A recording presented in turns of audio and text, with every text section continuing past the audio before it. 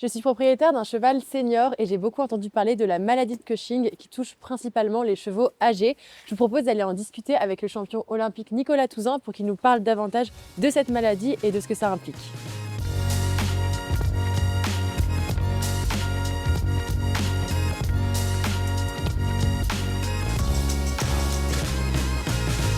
Nicolas, toi qui as l'habitude de donner une belle retraite à tes champions, est-ce que tu peux nous en dire un petit peu plus sur la maladie de Cushing? En effet, c'est une maladie qui est assez courante, voire très courante chez les chevaux seniors. J'ai eu le cas sur un de mes chevaux. Ça a commencé par le fait de le trouver plus calme que la normale. Il avait commencé à maigrir un petit peu, donc moi j'avais pensé que c'était simplement le vieillissement. Et puis en fait, mon vétérinaire m'a expliqué que c'était la maladie de Cushing, et que ça correspondait principalement à un dérèglement hormonal, et que quand ça commence à se développer, ça peut poser des soucis. Et justement, comment est-ce que le vétérinaire a pu poser le diagnostic de cette maladie? Il s'est rendu compte de certains signes comme le ventre rond, le poil dense, une perte de muscle.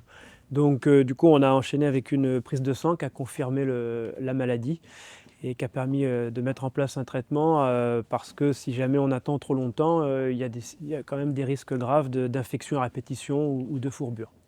Comment se passe le traitement concrètement une fois qu'il est mis en place? Concernant le traitement, mon vétérinaire m'a bien expliqué. En fait, c'est un traitement qui ralentit la progression de la maladie, qui améliore rapidement le quotidien du cheval, et en revanche, c'est un traitement qu'on doit donner à vie.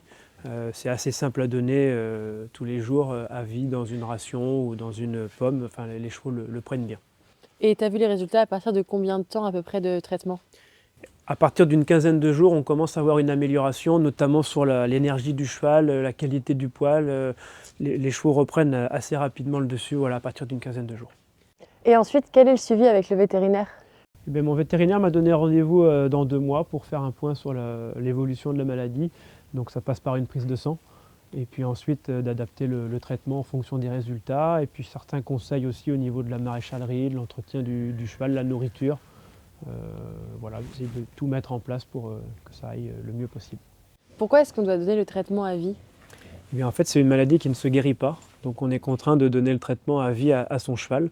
Et l'idéal est de faire un point environ tous les 6 mois avec son vétérinaire pour vérifier que le traitement fonctionne toujours et que l'état du cheval reste correct. Merci beaucoup pour ces infos. J'ai moi-même un cheval à la retraite, un cheval senior, donc je vais surveiller ça de près et voir ça avec mon vétérinaire.